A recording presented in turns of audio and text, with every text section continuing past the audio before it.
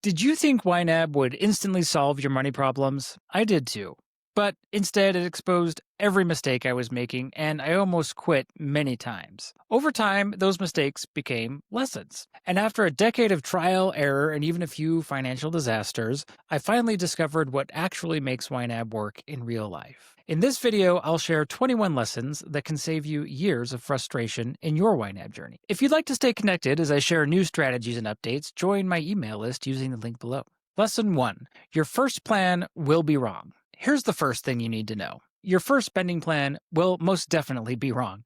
And that's actually good news. You see, all disappointment comes from unmet expectations. If you expect your first plan to be right, you'll most likely quit. If you expect it to be wrong and need correction along the way, then you'll succeed. This matters because the fastest way to quit is to assume that you can predict your financial future perfectly. The fastest way to stick with it is to accept that your plan will be wrong and to treat every adjustment as a discovery, not a failure. For example, I used to plan $400 a month for food. Month after month, I went over, and every time I felt like I'd failed. Once I changed the expectation, realizing my real number was closer to $500, the stress disappeared, and the plan began to match my own reality. Your plan is not a crystal ball, it's a tool for testing and learning. The mistakes are not proof of failure, they're the map showing you where to go next. So, expect your first plan to be wrong, and you'll turn every disappointment into a discovery.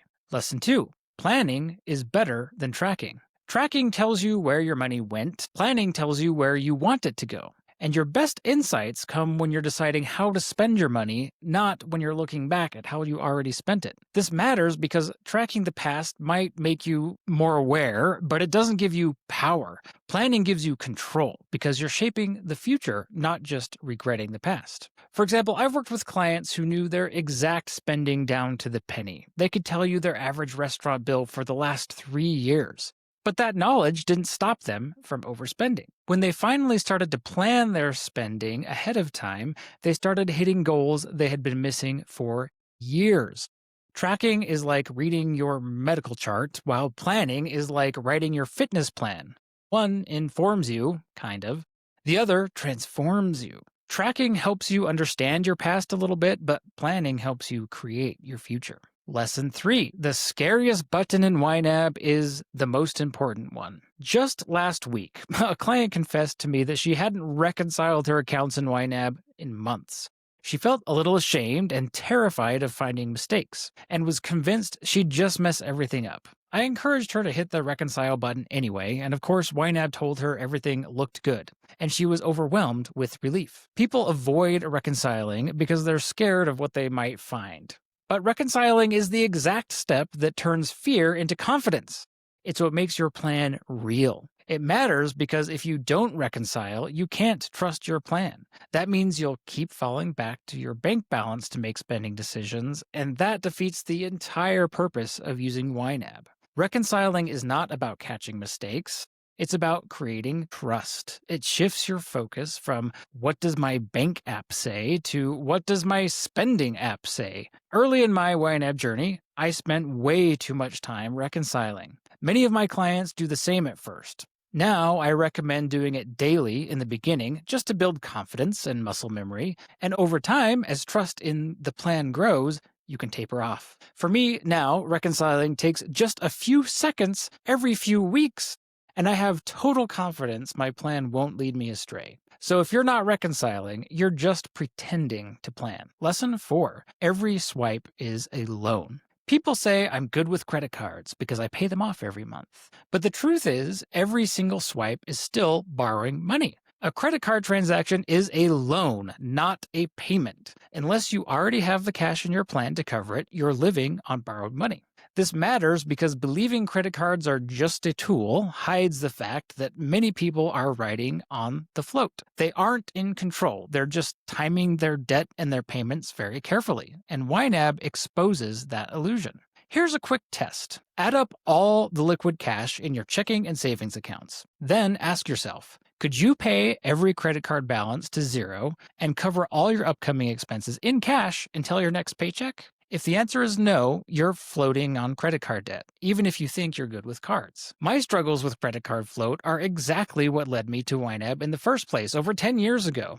It wasn't that I didn't understand the mechanics of using credit cards in YNAB, it was that I resisted YNAB's simple, practical way of handling them. I had to unlearn what the credit card system itself had taught me: a life of living perpetually in debt. It was a painful but transformative lesson, and ever since then, I've never been behind again. I'm sorry to belabor the point, but this is one of the top 3 topics I cover with almost every client I work with, no matter their income level or how little credit card debt they carry. Even if that number is 0, in almost every engagement, there's an uncomfortable moment when clients discover that despite paying off their statement balance faithfully and having great credit scores, they're still funding their lives with debt. If their next paycheck didn't show up, they'd be plunged into credit card debt overnight. So remember, every swipe is a loan. If you don't have the cash, you're not in control. Lesson 5. Complexity makes you quit. The more complicated you make your plan, the less likely you are to stick with it. Simplicity isn't just nice, it's essential. This matters because complexity feels like control at first, but quickly becomes exhausting. Once your plan feels like a burden, you'll abandon it. One of my favorite clients had categories for everything, well over 100 categories in total. Individual birthdays, anniversaries, weddings, each family member's special events. It was meticulous, but totally unmanageable.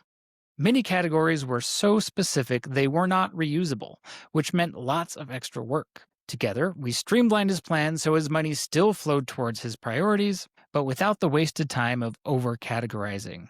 The result? Far less work, far more clarity. A spending plan isn't about tracking every grain of rice. It's about keeping it usable enough that you'll come back to it day after day. I will say that simplicity does look different for different people. Some people thrive with broad, flexible categories, while others find comfort in detail because it reduces decision-making friction. What matters is whether your version of simplicity keeps the system sustainable for you. And here's a bonus tip. For many people, YNAB reveals that it's not just their plan that's complicated, it's their entire financial life. Simplifying can mean more than trimming categories in your spending plan.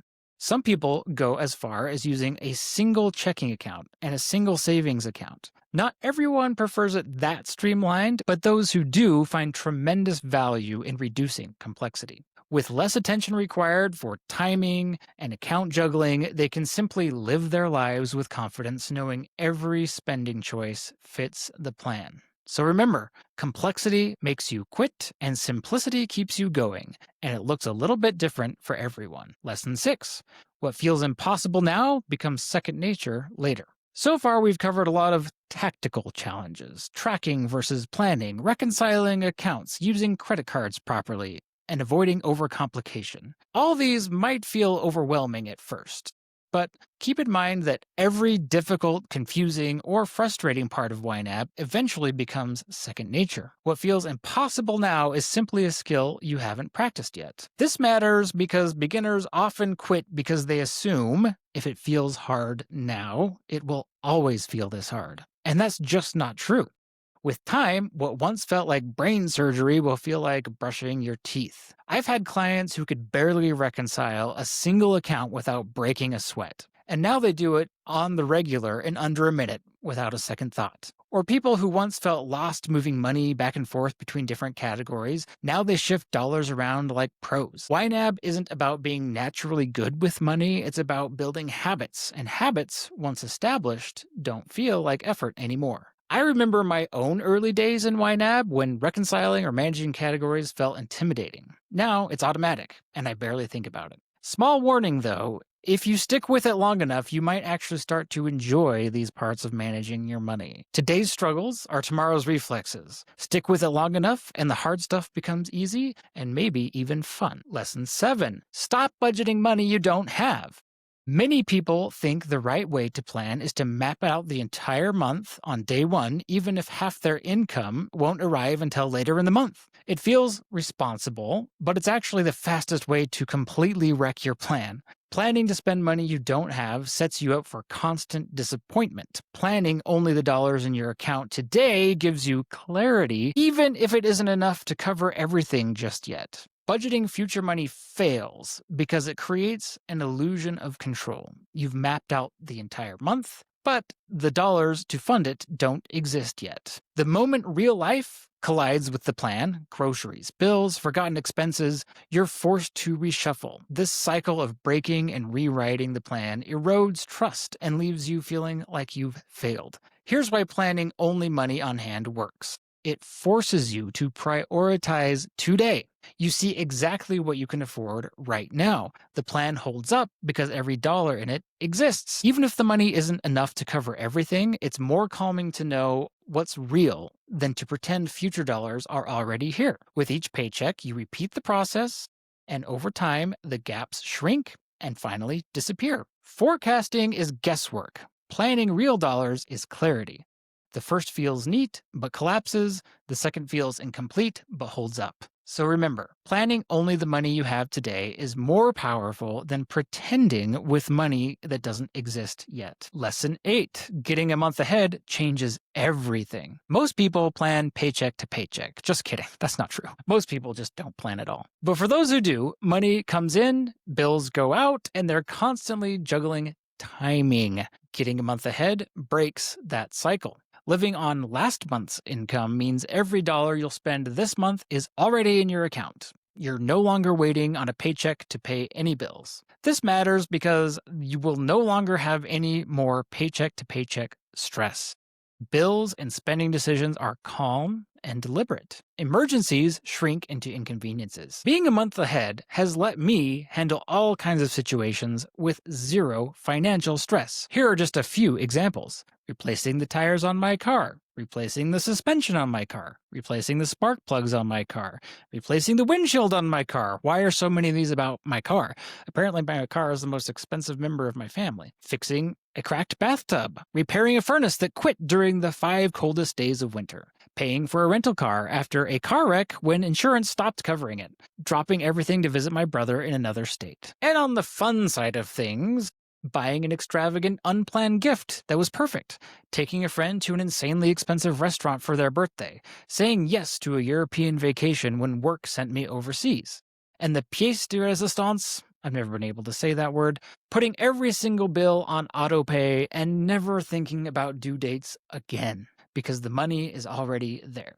Being a month ahead isn't just about security, it's about freedom. You don't just survive emergencies with no sweat, you get to say yes to opportunities without fear. When you're a month ahead, you stop living for payday and start living by your plan. Lesson 9. Overspending is a signal, not a failure. Most people treat overspending like breaking a diet. I blew it. I failed. I might as well eat the whole box of donuts. Actually, as someone who's been trying to lose weight, I kind of wish I treated breaking my diet like I treated overspending in YNAB. Because in YNAB, overspending is not failure, it's feedback. Overspending reveals your true priorities and habits. Instead of shame, treat it as information. This matters because guilt and shame make people quit, and they give up. Reframing overspending as a signal removes the sting and keeps you engaged. Every overspend is your plan saying, this matters to you more than you thought. I've had clients who overspent on dining out month after month. At first, they felt guilty. But when they reframed it as a signal, they realized that eating out was a priority they wanted to fund. And once they gave it a proper place in their plan, the guilt disappeared. Overspending isn't proof that you're bad with money. It's proof your plan was incomplete. Adjust the plan, and you're back on track. Overspending doesn't mean you failed, it means you learned. Lesson 10. Your categories reveal your values. As we've established, planning is more powerful than tracking, and categories are where you see that in action. The cool thing about categories is that you create them. Poof, out of thin air. They're completely yours. They're very different from tracking apps that force you to cram transactions into someone else's predetermined buckets. This matters because categories aren't just labels.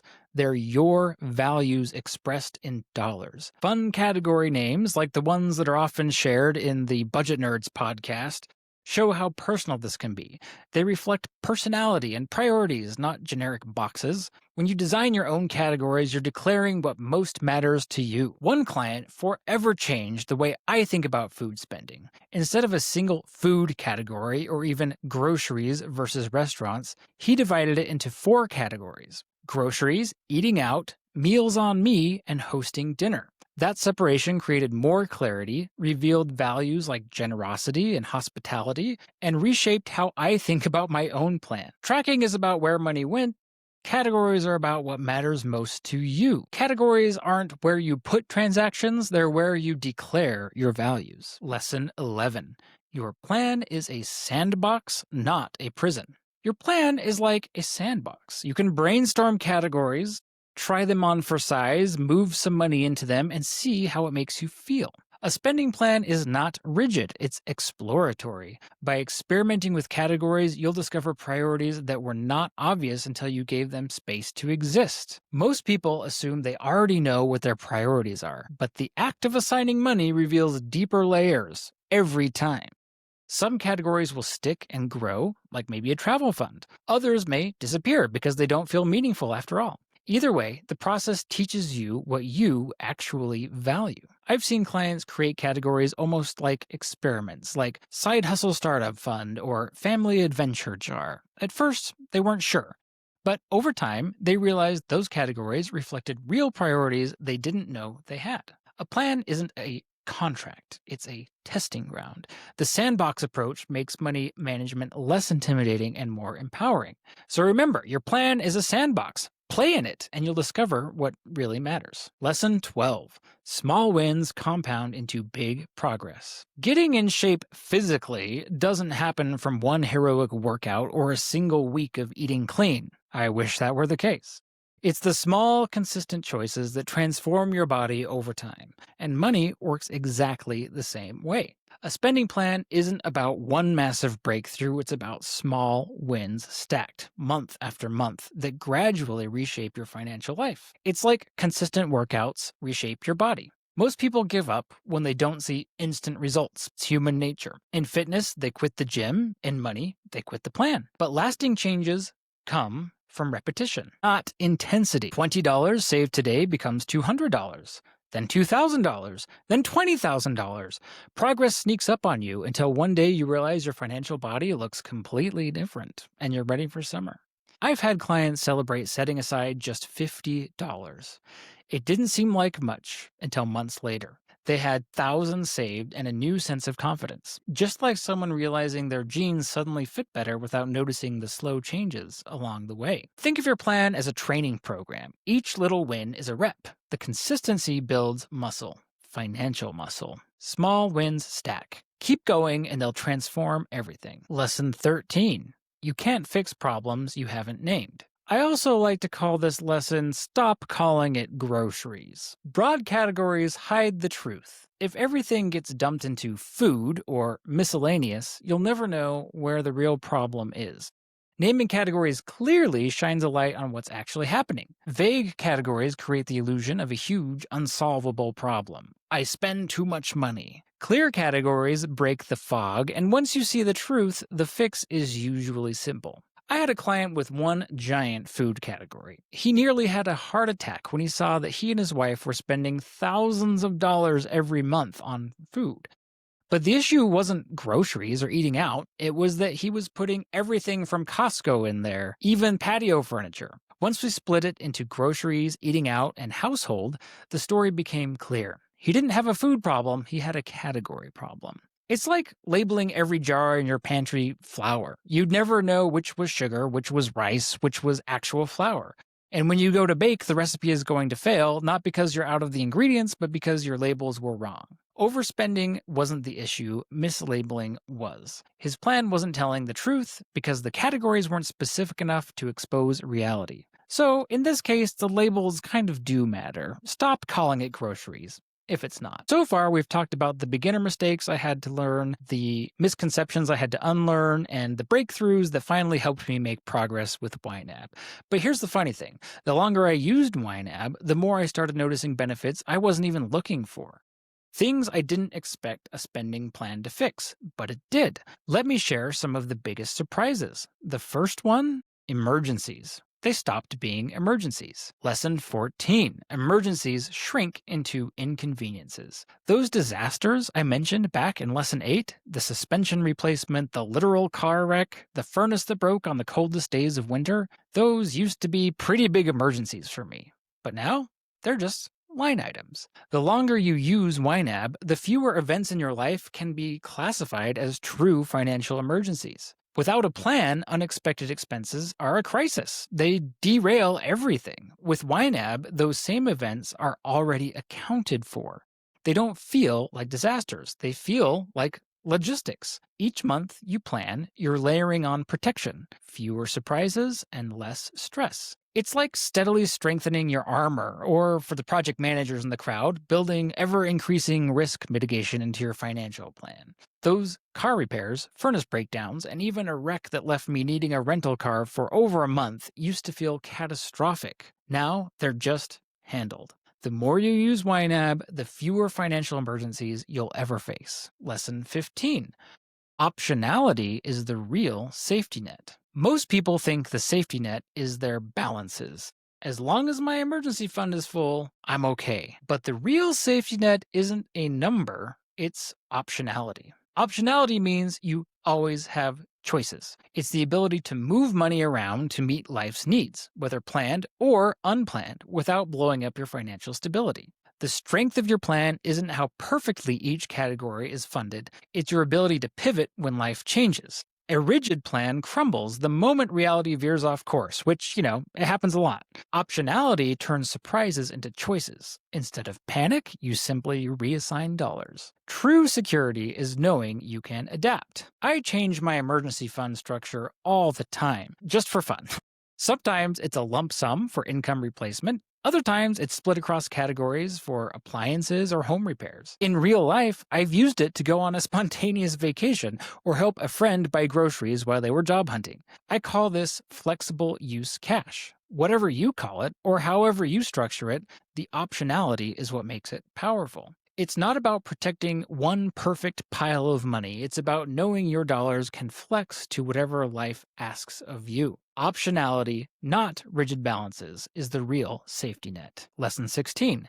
You can't escape trade-offs. So why bother trying? Every dollar can only do one job. If you give it to groceries, it can't also go to travel. If you put it toward a vacation, it can't also pay down debt. Trade-offs are unavoidable. The difference with YNAB is that instead of trade-offs happening to you, you start making them on purpose. This matters because without awareness, trade-offs feel like failure. Why can't I afford everything? With a plan, trade-offs feel empowering. I choose this because it matters more to me than that. The stress doesn't come from trade-offs. It comes from pretending you can escape them. This year, I decided to visit my brother and meet my new niece instead of maxing out my Roth IRA.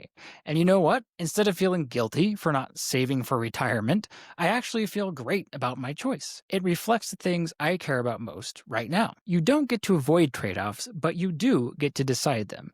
And that's what control looks like. Trade-offs aren't the enemy. They're the entire game. Lesson 17. You cannot out-earn bad habits. A raise doesn't fix money problems. It just makes the numbers bigger. Lifestyle inflation creeps in whenever income rises. Without intentional choices, your spending grows right alongside your earnings, and you never feel richer. People assume more income is the cure-all. But if your habits are broken, a raise just scales the problem. YNAB won't automatically stop lifestyle creep, but it will reveal it, giving you the chance to redirect that new money toward goals that matter. The real shift comes when you make deliberate choices with raises and windfalls instead of letting them disappear. When I got a big raise at work one time, I celebrated by buying a brand new car. And while it felt exciting in the moment, the truth is, it ate up most of my new income. That's lifestyle inflation in action. My money grew, but so did my obligations. I didn't feel any richer, just busier managing a bigger payment. Money doesn't change your habits change your money. More money won't fix broken habits, but with a plan, it can accelerate the life you want. Lesson 18. Your plan is greater than your app. People often think their problem is with the software. I just can't figure out YNAB.